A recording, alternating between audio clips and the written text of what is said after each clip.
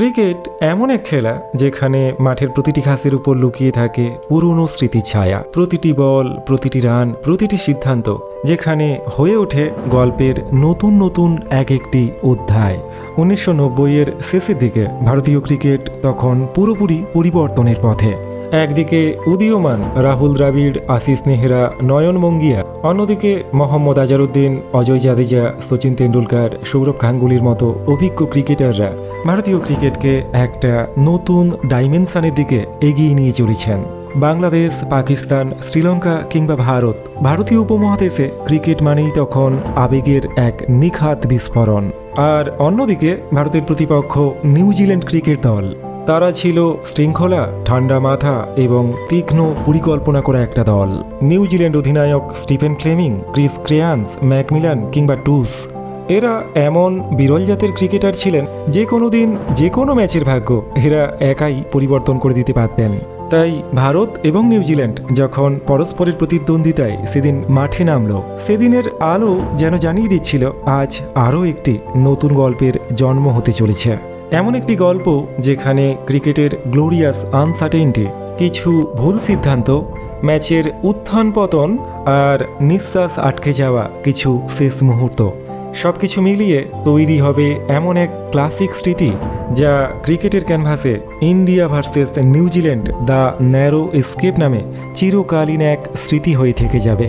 নমস্কার বন্ধু, আমি সৌম্যকান্তি, আর সৌম্য অনফিল্ডের আজকের এপিসোডে আমরা শুনতে চলেছি ভারত এবং নিউজিল্যান্ডের মধ্যে অনুষ্ঠিত সেই রুদ্ধশ্বাস ম্যাচের ঐতিহাসিক ক্লাসিক কাহিনী। সেদিন টসে জিতে নিউজিল্যান্ডের অধিনায়ক প্রথমে ব্যাটিং করার সিদ্ধান্ত নিয়েছিলেন। বলা হচ্ছিল উইকেট একেবারেই শুকনো, এই উইকেট থেকে ব্যাটসম্যানরা যথেষ্ট সহযোগিতা পেতে চলেছে। কিন্তু দ্বিতীয় ওভারেই এই ম্যাচের প্রথম অঘটনটা ঘটিয়ে দিল ভারতীয় ক্রিকেট দল। নিউজিল্যান্ড ওপেনার ম্যাট হর্ন ব্যারিয়ার ইয়ংকে থামতে বললেন, কিন্তু ব্যারিয়ার ইয়াং শুনতেই পেলেন না। এতটাই বিভ্রান্তি যে দুই ব্যাটসম্যান দৌড়ে এক প্রান্তে গিয়ে দাঁড়িয়ে পড়লেন। ভারতীয় সমর্থকরা প্রথমবারের মতো স্টেডিয়ামে গর্জে উঠলেন, রান আউট ব্যারিয়ান ইয়াং। মাত্র 6 রানের মাথায় নিউজিল্যান্ড ক্রিকেট দল তাদের প্রথম উইকেটটা হারালো। তরুণ ভেঙ্কটেশ প্রসাদ সেদিন অতিমানবিক বোলিং করছিলেন। হালকা ইনসুইং, নিখুঁত লাইন এবং ব্যাটসম্যানকে ভুল করতে বাধ্য করানো ভেঙ্কটেশ প্রসাদের প্রতিটি বল ব্যাটসম্যানকে প্রশ্ন ছুঁড়ে দিচ্ছিল। আর অন্য প্রান্তে আশিস নেহরা, তিনিও ছিলেন দুর্দান্ত, তরুণ, তীক্ষ্ণ আর আশ্চর্য লেট মুভমেন্ট। যদিও নিউজিল্যান্ড ওপেনার ম্যাট হর্ন শুরু থেকেই ভারতীয় বোলারদের উপর আক্রমণ করছিলেন এবং দৃষ্টিনন্দন বেশ কিছু বাউন্ডারিও মারলেন, তবে ম্যাট হর্নের সমস্ত প্রচেষ্টাকে রুখে দিচ্ছিলেন ভারতীয় ফিল্ডাররা। মাঠের মধ্যে বিদ্যুতের গতিতে এক প্রান্ত থেকে আরেক প্রান্তে দৌড়ে বেড়াচ্ছিলেন ভারতীয় ফিল্ডসম্যানরা। একটি ভুল করলে পরের বলে দ্বিগুণ উৎসাহ নিয়ে ঝাঁপিয়ে পড়ছিলেন ভারতীয় ফিল্ডসম্যানরা। আর এটাই ছিল ভারতের ওই দলের মূল ইউএসপি। ক্রেগ ম্যাকমিলান এবং ম্যাট হর্নের মধ্যে একটা অসাধারণ পার্টনারশিপ বিল্ড আপ হচ্ছিল। উপায়ন্তর না দেখে মোহাম্মদ আজহারউদ্দিন প্রথমবারের মতো বল তুলে দিলেন রবিন সিংয়ের হাতে।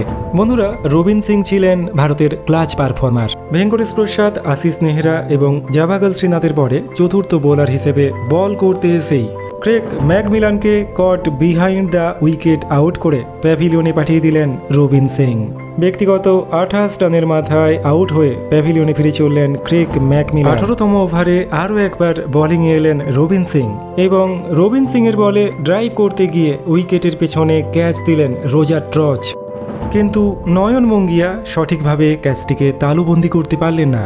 অন্যদিকে রোজার ট্রচ ক্যাচ মিস হওয়ার পরেই রান নেওয়ার জন্য নন স্ট্রাইক এন্ডে দৌড় শুরু করলেন। না, এবার আর ভুল করলেন না নয়ন মঙ্গিয়া। তৎপরতার সঙ্গে বলটিকে তালুবন্দি করে পাঠিয়ে দিলেন রবিন সিং এর উদ্দেশ্যে। টিম ইন্ডিয়ার one of the best athlete Robin Singh বলটি হাতে নিয়েই উইকেট ভেঙে দিলেন। রোজার ট্রচ তখনও অবধি নন স্ট্রাইক এন্ডে এসে পৌঁছতেই পারেনি।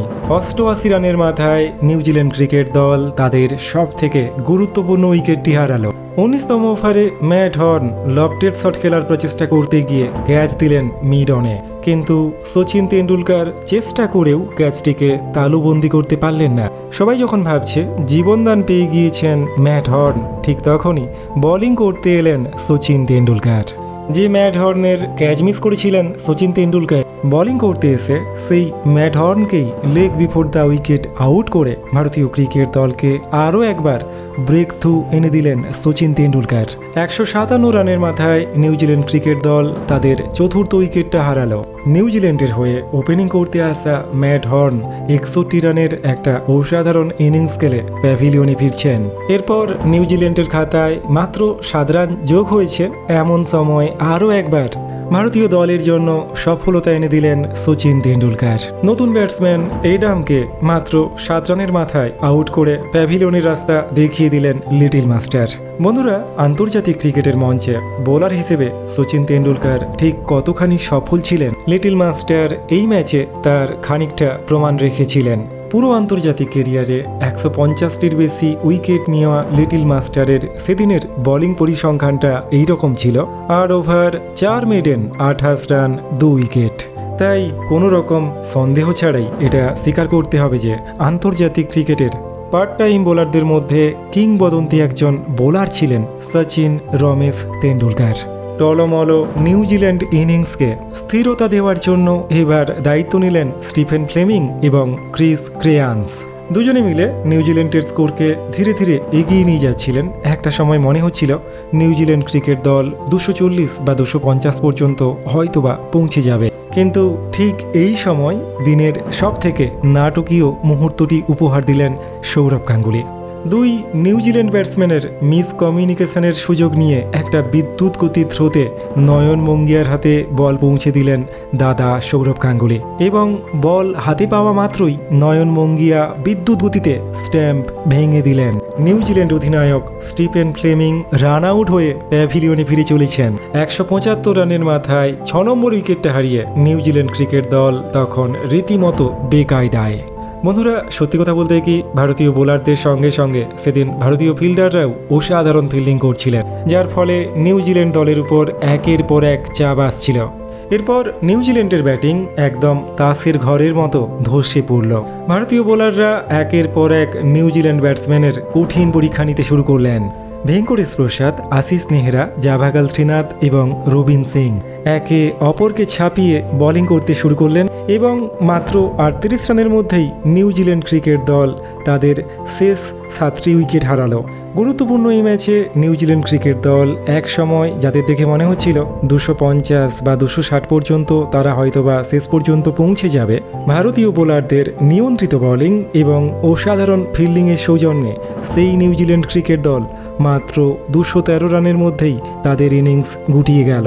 বন্ধুরা, এই ম্যাচটি যে সময়টাতে অনুষ্ঠিত হচ্ছিল, 90 দশকের শেষের ওই সময়টাতে আন্তর্জাতিক ওডিআই ম্যাচে 214 রানের টার্গেট মোটামুটি মাঝারি একটা টার্গেট হিসেবেই বিবেচিত হতো। 214 রানের টার্গেট মাথায় নিয়ে ভারতের হয়ে ওপেনিং করতে মাঠে নামলেন দুই কিংবদন্তি সচিন তেন্ডুলকর এবং সৌরভ গাঙ্গুলি। আর শুরু থেকেই দুর্দান্ত ছন্দে ভারতের দুই কিংবদন্তি। সৌরভের চোখ জুড়ানো কোভার ড্রাইভ, বল চলে যাচ্ছে সোজা সীমানার বাইরে। অন্য প্রান্তে লিটল মাস্টারের সিগনেচার লং অন ফ্লেক, বল খুঁজে নিচ্ছে তার ঠিকানা, বারবার বল আছড়ে পড়ছে বাউন্ডারির বাইরে। স্টেডিয়ামে উচ্ছ্বসিত ভারতীয় সমর্থকরা। অন্যদিকে নিউজিল্যান্ডের কোচ স্টিভ রিকসন উদ্বিগ্ন। প্রথম 6 ওভার শেষে ভারতীয় ক্রিকেট দল কোনো উইকেট না হারিয়ে 35 রান। নিজেদের মর্জি মতো, ইচ্ছে খুশি মতো নিউজিল্যান্ড বোলারদেরকে বাউন্ডারির বাইরে পাঠিয়ে দিচ্ছিলেন ভারতের দুই ওপেনার, এবং দেখতে দেখতে 50 রানের গণ্ডি ছাড়িয়ে গেল ভারতীয় ক্রিকেট দল। 214 রান চেস করতে নেমে ভারতীয় ক্রিকেট দল কোনো উইকেট না হারিয়ে 50 রান। কিন্তু সবকিছুই যখন ঠিকঠাক চলছিল, ঠিক তখনই 8ম ওভারের একদম শেষ বলটিতে লিটল মাস্টার 23 রানের মাথায় আউট হয়ে গেলেন। হঠাৎ করেই নিস্তব্ধ হয়ে গেল পুরো গ্যালারি। ভারতীয় ক্রিকেট দল সব থেকে মূল্যবান উইকেটটা হারিয়েছে। তেন্ডুলকরের জায়গায় ভারতের হয়ে ব্যাটিং করতে এলেন রাহুল দ্রাবিড়। শুরু থেকেই ইনিংসকে একটা স্থিরতা দেওয়ার চেষ্টা করছিলেন রাহুল দ্রাবিড়। বন্ধুরা, ভারতীয় ক্রিকেটে রাহুল দ্রাবিড় ছিলেন সেই নিরাপদ আশ্রয়, যিনি ভরসা হয়ে দাঁড়ালে ভারতীয় ক্রিকেট দল হাজারো ঝড়ঝঞ্ঝা বিপদ কাটিয়ে উঠতে পারত। রাহুল দ্রাবিড় এবং সৌরভ গাঙ্গুলি দুজনে মিলে ভারতীয় ক্রিকেট দলের স্কোর ধীরে ধীরে এগিয়ে নিয়ে যেতে চেষ্টা করছিলেন। বাউন্ডারি কম আসছিল, কিন্তু সিঙ্গেলস ডাবলসে ভারতীয় দলের স্কোর সচল রাখছিলেন দুই কিংবদন্তি। কিন্তু নিউজিল্যান্ড বোলাররাও ছেড়ে দেওয়ার পাত্র ছিলেন না। বারবার ভারতীয় ব্যাটসম্যানদের উপর চাপ তৈরি করছিলেন নিউজিল্যান্ডের বোলাররা, এবং যার ফলে 81 রানের মাথায় ব্যক্তিগত 38 রান করে আউট হয়ে গেলেন সৌরভ গাঙ্গুলি। বন্ধুরা, ওই সময় ভারতীয় ক্রিকেটের দুই স্তম্ভ ছিলেন সচিন তেন্ডুলকর এবং সৌরভ গাঙ্গুলি। বেশিরভাগ ম্যাচেই টিম ইন্ডিয়া অন্যান্য দলের সঙ্গে পার্থক্য তৈরি করত এই দুই কিংবদন্তির সৌজন্যে। আর সেদিন শুরু থেকেই সৌরভ গাঙ্গুলি অসাধারণ ব্যাটিং করছিলেন, তাই সৌরভ আউট হতেই ভারতীয় ক্রিকেট সমর্থকরা আতঙ্কগ্রস্ত হয়ে পড়েছিলেন। সৌরভের জায়গায় ব্যাটিং করতে আসা অধিনায়ক মোহাম্মদ আজহারউদ্দিন সেদিন বিশেষ কিছুই করতে পারলেন না, এবং মাত্র 7 রান সংযোজন করেই আউট হয়ে প্যাভিলিয়নে ফিরে গেলেন মোহাম্মদ আজহারউদ্দিন। ভারতীয় ক্রিকেট দল 91 রানের মাথায় 3 নম্বর উইকেটটিও হারালো। যদিও একটা প্রান্তে সাবলীল ব্যাটিং করছিলেন রাহুল দ্রাবিড়। তরুণ রাহুল দ্রাবিড় চাপের মধ্যে থাকলেও মাঝে মাঝেই নিউজিল্যান্ড বোলারদের বলগুলোকে বাউন্ডারির বাইরে 4 কিংবা 6-এর জন্য পাঠিয়ে দিচ্ছিলেন। বোঝাই যাচ্ছিল রাহুল দ্রাবিড় সেট হয়ে গিয়েছেন। ভারতীয় সমর্থকরা রাহুল দ্রাবিড়কে কেন্দ্র করে আশায় বুক বাঁধছিলেন। 26তম ওভারে ভারতীয় ক্রিকেট দল 3 উইকেটের বিনিময়ে 100 রানে পৌঁছে গেল। অর্থাৎ আর 114 রান করতে হবে বাকি থাকা 24 ওভার থেকে। হাতে রয়েছে 7টি উইকেট। রাহুল দ্রাবিড় স্বপ্ন দেখাচ্ছেন, আশা জাগিয়ে তুলছেন, কিন্তু রাহুল দ্রাবিড়কে সঙ্গ দেবেন কে? রাহুল দ্রাবিড় এবং অজয় জাদেজা পরপর 2 ওভার থেকে 2টি অসাধারণ দৃষ্টিনন্দন 4 মারলেন। দ্রাবিড় আর জাদেজার মধ্যে ধীরে ধীরে একটা পার্টনারশিপ গ্রো করছিল। 31 ওভার শেষে ভারতীয় ক্রিকেট দল 3 উইকেটের বিনিময়ে 118 রান। দুজনেই যখন অসাধারণ ব্যাটিং করছেন, ভারতীয় সমর্থকদের স্বপ্ন দেখাচ্ছেন, ঠিক তখনই আরও একবার ছন্দপতন হলো ভারতীয় দলের। ব্যক্তিগত 38 রানের মাথায় অসাধারণ ছন্দে ব্যাটিং করতে থাকা রাহুল দ্রাবিড় তিনিও আউট হয়ে গেলেন। দ্রাবিড়ের জায়গায় ভারতের শেষ আশা ভরসা অলরাউন্ডার রবিন সিং জাদেজাকে সঙ্গ দিতে মাঠে নামলেন। অজয় জাদেজা এই সময় অসাধারণ একটা ফ্লিক শট খেললেন আর বল সোজা সীমানার বাইরে 4 রানের জন্য। অন্যদিকে রবিন সিং স্ট্রাইকে এসেই তার স্বভাবসিদ্ধ ভঙ্গিতে বলকে একেবারে আছড়ে ফেললেন স্টেডিয়ামে। একটা দুর্দান্ত ছক্কা। ভারতীয় ক্রিকেট দল আবারও ছন্দ ফিরে পেতে শুরু করেছে। স্টেডিয়াম জুড়ে উল্লাস করছেন ভারতীয় সমর্থকরা। তারা আবারও নতুন করে নতুন আশায় সঞ্জীবিত হচ্ছেন। 34তম ওভারে ভারতীয় ক্রিকেট দল 4 উইকেটের বিনিময়ে 136 রানে পৌঁছে গিয়েছে। ঝোড়ো ব্যাটিং করছেন রবিন সিং। একটা অসাধারণ কভার ড্রাইভ আর বল সোজা বিদ্যুৎ গতিতে সীমানার বাইরে। 39তম ওভারে ড্রাইভ করতে গিয়ে জীবন দান পেলেন অজয় জাদেজা। ভাগ্য সাহসীদেরকে সব সময় সহযোগিতা করে, তাই ভারতীয় সমর্থকরা ভাবছিলেন আজকের দিনটা অজয় জাদেজা আর রবিন সিং এর হতে চলেছে। 39তম ওভারে 4 উইকেটের বিনিময়ে 150 রানে পৌঁছে গেল ভারতীয় ক্রিকেট দল। ভারতীয় সমর্থকরা জয়ের গন্ধ পেতে শুরু করেছেন। অজয় জাদেজা এবং রবিন সিং এর মধ্যে 30 রানের একটা পার্টনারশিপ ইতিমধ্যেই বিল্ড আপ হয়ে গিয়েছিল, কিন্তু ঠিক এই সময় আরও একবার ক্রিকেট তার চরম অনিশ্চয়তা নিয়ে ভারতীয় সমর্থকদের বুকে যন্ত্রণার ছবি এঁকে দিল।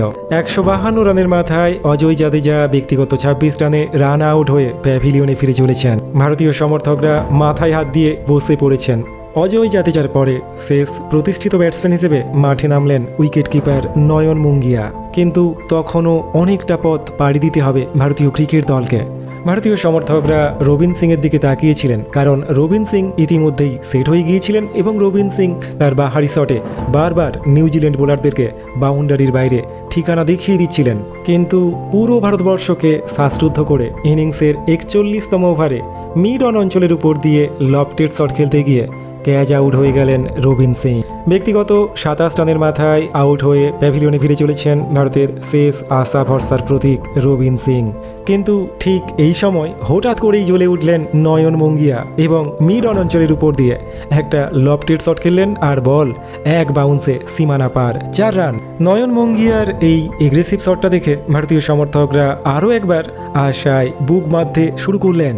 38তম ওভারে নয়ন মুঙ্গিয়া আরও একবার অসাধারণ একটা পুল শট খেললেন এবং বল সোজা বিদ্যুৎ গতিতে সীমানার বাইরে 4 রান। ভারতীয় দল 6 উইকেটের বিনিময়ে 180 রানে পৌঁছে গিয়েছে। জিততে হলে 34 বল থেকে আর 41 রান করতে হবে ভারতীয় ক্রিকেট দলকে। স্বপ্ন দেখাচ্ছেন নয়ন মঙ্গিয়া, আশা জাগিয়ে রেখেছেন ভারতের এই উইকেট কিপার। কিন্তু ঠিক এই সময় আরও একটা ধাক্কা খেল ভারতীয় ক্রিকেট দল। জাভাগল শ্রীনাথ রান নিতে গিয়ে রান আউট হয়ে প্যাভিলিয়নে ফিরছেন। টিম ইন্ডিয়া 7ম উইকেটটা হারিয়ে ফেলেছে। কিন্তু সেদিন অপ্রতিরোধ্য ছিলেন নয়ন মঙ্গিয়া, আর 9 নম্বরে ব্যাটিং করতে নামা অনিল কুম্বলে নয়ন মঙ্গিয়াকে যোগ্য সঙ্গ দিচ্ছিলেন। একের পর এক বাউন্ডারি, সিঙ্গেলস আর ডাবলসে নয়ন মঙ্গিয়া এবং অনিল কুম্বলে ভারতীয় ক্রিকেট দলের স্কোর 212 রানে পৌঁছে দিলেন। 50তম ওভারের খেলা চলছে। জিততে হলে ভারতীয় দলকে 2 বল থেকে 2 রান সংগ্রহ করতে হবে। 50তম ওভারের 5ম বলে নয়ন মঙ্গিয়া অসাধারণ একটা কভার ড্রাইভ খেললেন এবং নিউজিল্যান্ড দলের ফিল্ডাররা ফিল্ডিং করে বল ফেরত পাঠানোর আগেই প্রয়োজনীয় 2 রান সংগ্রহ করে নিলেন নয়ন মঙ্গিয়া এবং অনিল কুম্বলে। রুদ্ধশ্বাস ম্যাচে ঐতিহাসিক জয় ছিনিয়ে এনেছে আমাদের টিম ইন্ডিয়া। বন্ধুরা, ঐতিহাসিক এই ম্যাচটি শুধুমাত্র ক্রিকেটের পরিসীমাতেই সীমাবদ্ধ ছিল না। প্রকৃতপক্ষে এই ম্যাচটি ছিল একটা মানসিক শক্তির লড়াই। নিউজিল্যান্ড দলের শৃঙ্খলা আর ভারতের মুহূর্তে মুহূর্তে ভেঙে পড়া আর তারপর আবার উঠে দাঁড়ানোর দৃঢ়তা, রবিন সিংয়ের অসাধারণ ফিল্ডিং আর লিটল মাস্টারের নাটকীয় বোলিং স্পেল, সব মিলিয়ে ক্রিকেটের ক্যানভাসে এই ম্যাচটি আজও এক অমলিন স্মৃতি হয়েই থেকে গিয়েছে।